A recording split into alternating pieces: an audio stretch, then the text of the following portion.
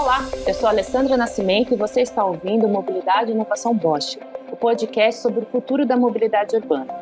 Gostaria de começar esse episódio me apresentando. Sou graduada em jornalismo e atuo como relações públicas há mais de 20 anos, sendo 17 deles no setor da mobilidade. Hoje vamos falar sobre como a transformação digital está mudando o mundo onde vivemos. A interação entre o universo digital e o real vem ocorrendo de forma latente, através de um fluxo contínuo de troca de informações, que muitas vezes são imperceptíveis, mas que ocorrem com alto nível de segurança e flexibilidade. Para entender como o setor industrial vem lidando com essa dicotomia, um olhar para o hoje e outro para o futuro, vamos conversar com Bezalel Botelho, presidente da Robert Bosch América Latina. Seja muito bem-vindo, Botelho. É um maior prazer estar com vocês aqui. Muito obrigado pelo convite.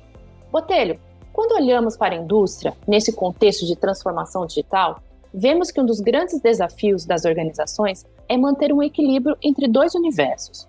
De um lado, é preciso focar nos negócios tradicionais para garantir a sustentabilidade e a continuidade do negócio, e do outro, é necessário olhar para o futuro, investindo em inovações e modelos de negócio que tenham como base a digitalização, a conectividade e o Big Data. Com base nisso, como a digitalização e a transformação digital estão afetando o modus operandi das indústrias? Bem, Alessandra, primeiro a gente talvez entender o contexto. A digitalização em si, ela consiste em tornar um processo digital, não é? Como, por exemplo, as nossas relações com os nossos clientes, interface, com o consumidor. Porém, quando a gente fala de transformação digital, que é o que nós estamos discutindo hoje, ela é muito mais ampla, pois ela vai usar a conectividade, a internet das coisas e a inteligência artificial como meio de você integrar soluções novas, tecnológicas, para serviços, desenvolver novos negócios. E na Bosch a gente tem passado por essa transformação digital já há algum tempo, fazendo mudanças não só tecnológicas, técnicas, mas também trabalhando no mindset dos nossos colaboradores, né? De forma consistente a entender o que é essa amplidão da digitalização, da transformação digital em todos os nossos processos, em todos os nossos, não só processos técnicos, mas também administrativos. Para dar um exemplo disso, nós estamos na área tributária, por exemplo, que nós sabemos que o Brasil é um país complexo na área de tributos. Nós criamos robôs, né? Temos com os robôs de automação, que a gente chama de RPAs, que tem sido uma tendência muito forte nas organizações mundiais, onde nós pegamos os nossos processos tributários e adotamos a robotização para ganho de eficiência, de rentabilidade e também de assertividade nos processos, né? Nós já temos aí 115 desses robôs atuando integradamente no intuito de otimizar aí esse processo, principalmente do tempo das pessoas na solução de atividades complexas tributárias que o Brasil tem. Essa transformação digital ela está ocorrendo também em diversas outras áreas tecnológicas, né, da Bosch. Nós temos buscado oportunidades também usando as nossas expertises, né? Você sabe que a Bosch é uma empresa que detém uma expertise na parte de sensoriamento, de sensores, desenvolvimento de softwares. A nível global, nós temos um contingente muito grande de engenheiros de desenvolvimento de software em vários segmentos das nossas atividades e também da área de serviço. Então, nossa estratégia tem sido bastante ampla de negócio, olhando como aplicar a inteligência artificial nos nossos produtos conectados, seja eles sensores, equipamentos, máquinas. Isso a gente chama de praticamente internet das coisas. E aí isso é a base de como nós estamos vendo essa transformação, respondendo a sua pergunta, da indústria como um todo, né? E, assim, você trouxe esse cenário da Bosch, mas olhando, né, especialmente para as pequenas e médias empresas do setor automotivo, elas estão se preparando para essa transformação digital? Elas estão conseguindo acompanhar isso? Como que você enxerga esse setor?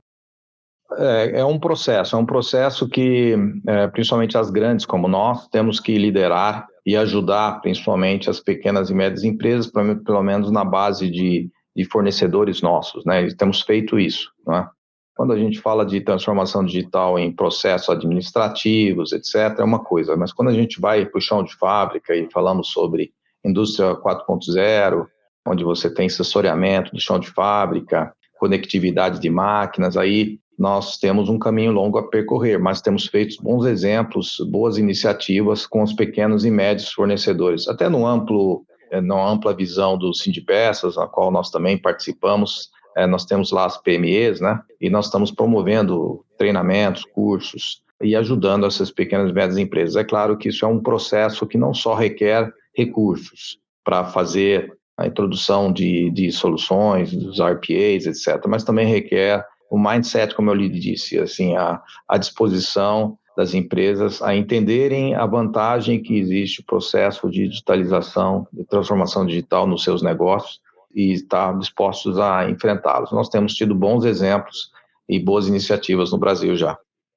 A gente tem visto, né, que a Bosch, especialmente, ela está trabalhando num conceito de IoT, que visa combinar tecnologias de inteligência artificial com a infraestrutura da internet das coisas.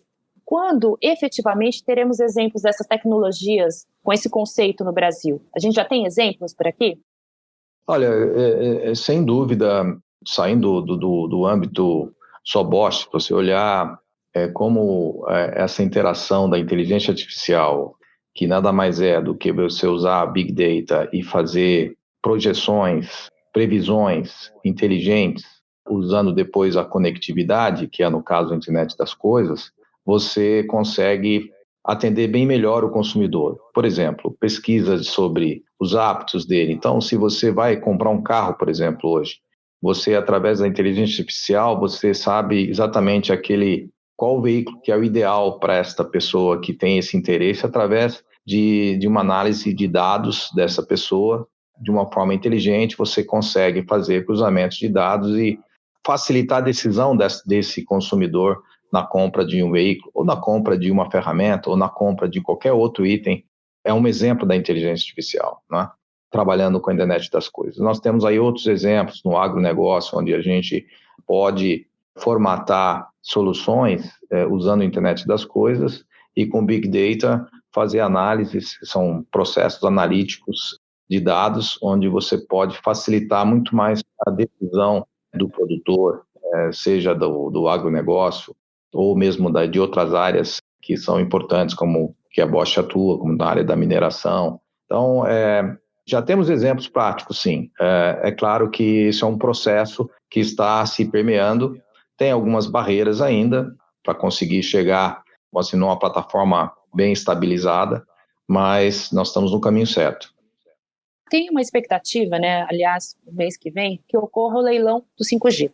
Qual a importância da tecnologia 5G para essa transformação digital que a gente está falando? Não, esse é sem dúvida um ponto importantíssimo para a evolução dessa transformação digital, porque um dos grandes problemas hoje, e aí é uma das barreiras que eu quis comentar antes, é a latência, né? O padrão de transmissão que nós temos, que nós estamos baseados em redes muito mais globais, que não são focadas muitas vezes naquela atividade afim que você atua. Então, a transformação ela vai ganhar um impulso muito grande com uma estabilização, com um novo padrão de transmissão que é o 5G. Vou lhe dar exemplos. Se você trabalha com a indústria 4.0, você precisa ter uma baixíssima latência, uma estabilidade muito grande da transmissão. E com o 5G você tem a oportunidade de ter redes privadas, frequências privadas, para atuar somente no seu chão de fábrica, por exemplo. Hoje nós dependemos das redes, vamos dizer assim, públicas, né, para fazer esse tipo de processo digital no chão de fábrica. Então, vai trazer uma série de vantagens, é só um exemplo. Porém, eu creio que também no uso do consumidor, principalmente em áreas onde você não tem uma concentração tão grande do uso da internet, mas que você tem processos importantes na cadeia de valor que precisam ser feitos através da internet das coisas, da inteligência artificial, você vai ter também a oportunidade de fazer uma rede privada. Um exemplo, uma fazenda que hoje é tecnificada, ela depende de uma rede pública e se você tem latência, se você tem problema de queda de rede, etc., é muito difícil essa fazenda ter um atendimento tão rápido e prioridade dentro do tema. Com a 5G, ele pode ter uma rede privada e, com isso, ele vai ter uma baixa latência e ter uma facilidade muito maior nos seus processos tecnificados numa fazenda, um exemplo. Então, a rede 5G, que já é uma realidade fora do país, lá fora, e eu acho que esse leilão vai trazer um importante impulso às nossas bases tecnológicas aqui no Brasil. Isso é muito bem-vindo, né? Nós queremos que os nossos produtos também estejam conectados. Existem estatísticas que mais de 70 bilhões de coisas estarão conectadas com o 5G, isso num período baixo de 4 anos. Então, o que veremos pela frente com o 5G é uma transformação muito grande. Se nós estamos felizes com o 4G, já fazendo muita transformação, como fazemos até hoje, com 5G a coisa vai ter outro patamar de oportunidades tecnológicas. E pelo visto, o 5G ele vai trazer essa transformação para toda a sociedade, né? Desde a indústria até o consumidor final, que ele vai poder ter na mão dele, no celular, uma rapidez, uma facilidade de acesso a vários serviços, né? A expectativa é bem grande em relação a isso. Botelho, você também é o presidente da AEA, né, da Associação Brasileira de Engenharia Automotiva. Na sua opinião, qual é o papel da engenharia brasileira nesse processo de transformação que estamos passando? É fundamental, né? Essas criações, inovações, elas nascem na base de um conhecimento de engenharia forte. E o Brasil, historicamente, nessas últimas décadas, criou uma indústria forte, uma engenharia forte, principalmente na área da mobilidade. Apesar de todas as dificuldades e crises que passamos, nós temos uma engenharia hoje que compete com o mundo no que diz respeito à competência. É uma engenharia altamente flexível, adaptável. Nossos engenheiros são bem formados e atuam hoje em temas globais, não é? Principalmente quando a gente fala de indústria da mobilidade, indústria automobilística, que a gente atua forte. A engenharia que compõe aí a Associação de Engenharia Automotiva, a AEA, ela tem mostrado a sua competência nos momentos importantes, por exemplo, na definição técnica de legislações, não é? Definição técnica de programas na área automotiva, como esse último, Rota 2030, né? Delineando aqui tecnicamente uma estrada, né? Um roadmap, que a gente fala de produtos totalmente viáveis importantes também para a nossa economia brasileira. Ou seja, a engenharia, papel fundamental, a digitalização tem permeado as atividades da AEA, essa transformação digital, que está virando base para também tecnologias disruptivas que estão chegando também no nosso país, que precisam ser, vamos dizer assim, transformadas em soluções que se adaptem também ao nosso país, a aptidão que esse país tem e também a força, né, do país em relação à tecnologia que precisam ser desenvolvidas para a futura exportação, por exemplo, para a inserção no contexto global. Então, eu viria a Associação de Engenharia Automotiva um asset que nós criamos já há mais de 35 anos no país, onde aglomeramos todas as cabeças pensantes e competências pensantes de engenharia para buscar soluções brasileiras, soluções locais que podem impactar no mundo. E aí temos vários exemplos. Então, fundamental ter uma engenharia forte, um país que cresce, é um país que inova, é um país que tem a sua própria capacidade e competência de criar. Então, nós precisamos cada vez mais fortalecer essa base dos negócios que é a engenharia. O engenheiro, entendo que o engenheiro brasileiro ele é inquieto, né? Ele está sempre em busca de uma solução, especialmente por conta das especificidades que o Brasil tem. Eu acho que esse papel e o papel da AEA nesse contexto é muito importante. A gente já até comenta um pouquinho, mas a gente sabe que a conectividade, a digitalização, ela está transformando muito a vida das pessoas, né? E com o 5G isso vai ser ainda maior. Impacta, inclusive, o modo de ir e vir. E há muitas discussões que tratam que a mobilidade do futuro será elétrica, conectada, segura e personalizada. Inclusive, já temos inúmeras soluções que focam nesses pilares, né? Por conta da mudança ou do perfil do usuário e mesmo a preocupação por uma mobilidade mais sustentável. Com base nisso, Botelho, é possível traçar um cenário de como será a transformação digital. Essa transformação digital vai impactar a mobilidade a médio e longo prazo dos brasileiros? Sim, primeiro, numa visão global, isso já é fato. A digitalização e a inteligência artificial está realmente transformando a forma de ir e vir, né? Mesmo antes da pandemia, nós tínhamos visões, principalmente de crescimento das populações nos grandes centros, demandando transportes inteligentes e cada vez mais uma mobilidade conectada, como você bem falou. Isso é fato já em várias aplicabilidades no mundo, né? Também aqui no Brasil, nós tivemos em função da digitalização, várias transformações de modelos de negócio.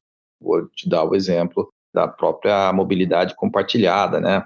Que nós temos hoje muito forte. O Brasil, acho que é o segundo país no mundo que, no que diz respeito, por exemplo, aos Ubers, né? Como evoluiu, né? Então, é claro que a pandemia trouxe também uma reflexão sobre isso, né? Nas formas de modelo de negócio, mas ela trouxe também um avanço muito grande na forma da mobilidade, não só de pessoas, mas também de cargas, de produtos, né? Se você pensar agora nos deliveries, no sistema comercial e-commerce, né? Como isso evoluiu nesses últimos 2 anos e demandou digitalização e tecnologia. Então, a mobilidade não é somente o que está no veículo, tem tudo o que é composto em volta da mobilidade, os serviços, isso tem impactado muito forte. As tecnologias disruptivas, elas estão acontecendo justamente porque a digitalização está sendo a base e está viabilizando isso, né? Isso é o que a gente tem percebido no mundo. E isso vai vir para o Brasil, já está no Brasil e já está mudando os hábitos do consumidor, mudando a forma como nós decidimos a mobilidade e como decidimos o serviço da mobilidade. E quando a gente olha para a sustentabilidade, né, que esse é um dos pontos sobre a mobilidade do futuro, quais os avanços previstos, especialmente na introdução na área de combustíveis, né, de novos combustíveis e de controles de emissões? O que a gente pode esperar? Bom, eu acho que nós estamos vamos dizer, num caminho sem volta, que é a eletrificação, onde a mobilidade, ela no futuro, ela vai ser elétrica. Ela não vai ser mais a combustão por uma questão óbvia, que é a exigência e a forte necessidade de redução das emissões de gás de carbono, de CO2 e o consumo de combustíveis fósseis. Isso é uma preocupação mundial e a Bosch é uma empresa que está totalmente inserida nesse contexto. Nós temos buscado não só na mobilidade tecnológica, mas também na nossa produção. Nós temos, o ano passado, adquirimos a neutralidade de carbono em todos os nossos processos produtivos e nós queremos até 2030 reduzir mais 15% da emissão de CO2 nos nossos processos de uma forma geral. Então, isso não é só a Bosch, eu diria, todas as empresas estão buscando essa meta. E com isso você começa a buscar tecnologias diferentes, e a eletrificação é uma delas, não é? Como também depois o veículo autônomo, conectado, onde você traz mais segurança, inclusive para a condução da mobilidade. Mas, ficando no tema da eletrificação, a grande questão que está hoje sendo feita a nível global, e eu acho que o Brasil tem tudo para ser um protagonista e participar forte dessa discussão, é de onde vem a energia elétrica, né? Não adianta nada você colocar um dispositivo como um veículo elétrico na rua e você abastecer ele de fontes não renováveis, né? Então, essa visão de olhar desde a fonte da energia elétrica até realmente a roda do veículo tem sido a máxima no desenvolvimento tecnológico mundial. O Brasil está nesse contexto, eu diria, de uma forma confortável, porque ele tem 80% da sua energia elétrica hoje, na sua matriz, ela provém de fontes renováveis, como a energia das hidrelétricas, mas também a eólica, solar, nós temos também pouca coisa, mas temos a energia nuclear, e nós temos uma fonte tão rica para geração de energia, que já usamos hoje nas usinas, que é o etanol, vindo da cana-de-açúcar. Hoje, para você ter uma ideia, nós já produzimos esse ano por volta de 34 bilhões de litros de etanol, quando antes por exemplo, do advento dos veículos bicombustíveis, nós produzimos cerca de 14 bilhões de litros. Então, nós contribuímos muito forte para essas tecnologias, usando a tecnologia da biomassa, também do biodiesel, não é?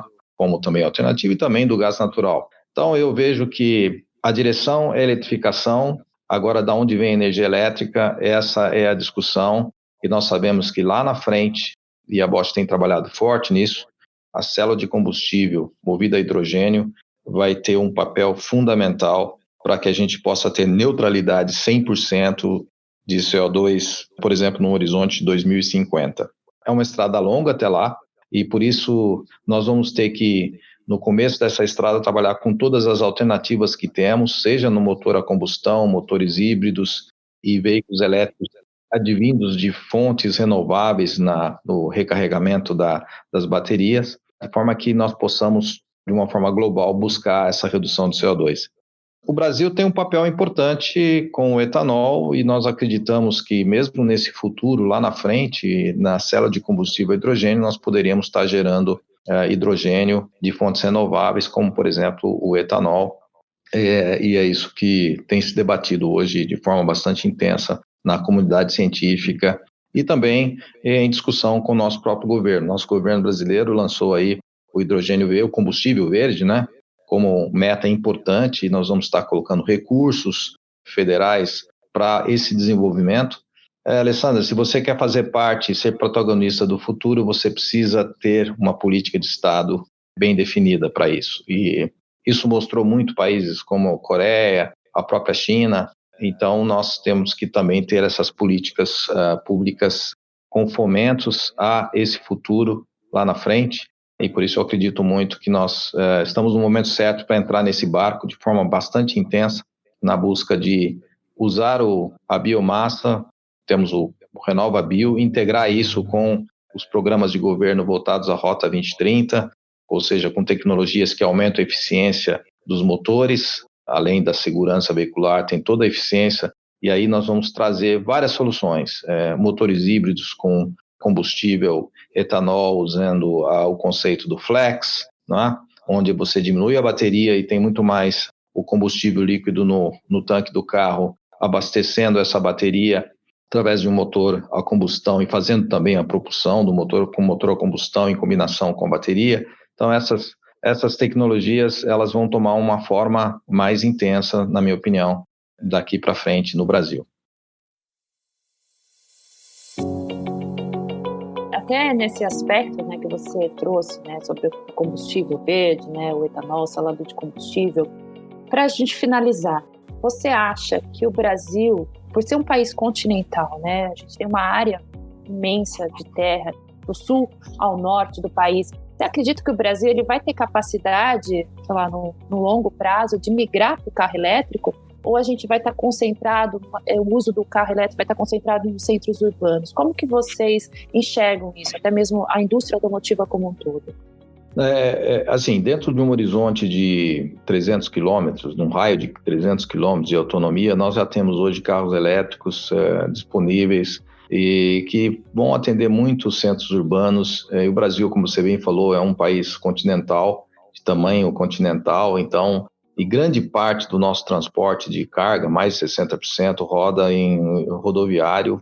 E aqui, você vê, são várias soluções. E você pode rodar com carro elétrico, desde que ele esteja sendo abastecido com fontes renováveis, você pode ter uma autonomia hoje de 300 quilômetros com tranquilidade, com mobilidade. Hoje já existe essa tecnologia usando bateria. Se você for para acima disso, até uns 600 quilômetros, você já tem que ter realmente um motor a combustão, uma hibridização desse motor a combustão, usando fontes renováveis, né? Essa é a nossa visão e acho que o Brasil vai poder atuar bastante, está atuando bastante nessa área, já temos exemplos no mercado. Acima de 600 quilômetros, que aí entra realmente o tema do transporte de carga, nós temos também tecnologias, que é o que nós estamos desenvolvendo hoje, que eu creio que vai impactar daqui 10, 15 anos o Brasil, que são as células de combustível usando hidrogênio. E eu acho que a discussão de levar energia ou mesmo hidrogênio para todos os cantos do país é uma coisa que está na nossa mão, por exemplo, através dessa geração de hidrogênio usando o etanol, que é o que nós estamos querendo desenvolver no sentido nacional, de buscar uma solução nesse caminho. Porque nós temos hoje uma infraestrutura já pronta, que o resto do mundo não tem. que precisa criar ainda. E nós temos a vantagem de estar usando algo que seja, como disse, totalmente renovável, inclusive com um impacto positivo na pegada de carbono. Então, eu creio que nós vamos ter, para distâncias menores, estou aqui dando um exemplo, 300 quilômetros, por exemplo, vamos ter bastante opção, alternativas para os veículos elétricos, e acima disso nós vamos ter opções, ainda necessidades com os veículos a combustão.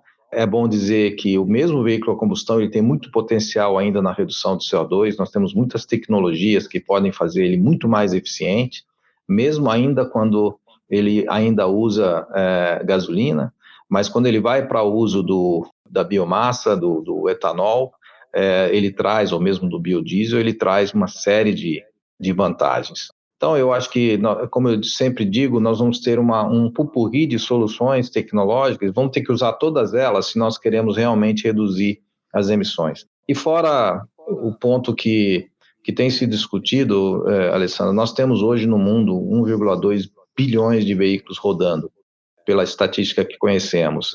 Se nós conseguirmos colocar combustíveis verdes, combustíveis renováveis, para essa frota circulante de alguma forma, ou trabalhar com a renovação da frota com muito mais intensidade, nós vamos trazer um benefício na redução de CO2 muito mais rápida, para um atingimento da meta muito mais rápido. Então, é algo que tem que rodar em paralelo, não só as tecnologias novas que serão introduzidas mais para frente, que demoram às vezes para fazer escala e fazer um efeito na redução de CO2, mas nós temos a frota circulante, que precisa ter uma atenção muito especial, é mais fácil, mais rápido de você atingir uma redução da pegada de carbono, se nós trabalharmos com tecnologia e, claro, com decisões claras de renovação de frota. Então, a gente pode imaginar que, assim, apesar da gente estar falando de mobilidade elétrica, enfim, né, futuro, mobilidade do futuro, ela vai passar, de uma certa forma, pela digitalização, pela transformação digital. Se não for no carro, a indústria que vai estar provendo essas soluções, ela estará digitalizada e ter toda essa transformação digital. Perfeito, não, sem dúvida. Seria isso mesmo. Como nós acreditamos que a fábrica do futuro, ela vai ter somente paredes, o resto, tudo que acontece dentro dela, através da digitalização, ela vai ter uma mobilidade, uma flexibilidade enorme. Os processos vão mudar, as competências, que eu acho que é importante dizer, produtivas, vão mudar, já estão mudando. Hoje nós percebemos isso já com investimentos altos que foram feitos nesses últimos anos aqui no Brasil, principalmente na área de montadora, nós mesmos na Bosch. Os investimentos já são ligados à digitalização, a processos digitais na montagem, né, nos processos de produção de um veículo, já usam todas essas tecnologias e com isso aumenta a exigência de competências também dos colaboradores, né? Isso tem acontecido. Hoje temos pessoas no chão de fábrica altamente competitivas, competentes no que diz respeito à tecnologia. Então, é um processo que eu creio, Alessandra, que está no começo. A digitalização, ela veio de uma forma, alguns anos atrás, lenta, com a internet, não é? Onde o mundo ficou plano, trouxe comunicação rápida para todos. Hoje temos tudo na nossa mão, através do celular, e é impressionante o que vamos ver daqui 5 anos. Nós vamos ter um mundo bem diferente daqui 5 anos, graças à digitalização. Muito obrigada, Bezaliel Botelho. Foi um prazer. Obrigado pela entrevista. Eu sou Alessandra Nascimento e este foi o Mobilidade e Inovação Bosch, o podcast sobre o futuro da mobilidade urbana. Nossos programas são mensais, sempre na primeira sexta-feira do mês. Este podcast é uma iniciativa da Bosch. Acesse bosch.com.br. Lembrando que Bosch se escreve com SCH. O podcast Mobilidade e Inovação Bosch é produzido pela agência Digitale. Acesse digitale.com.br/podcast.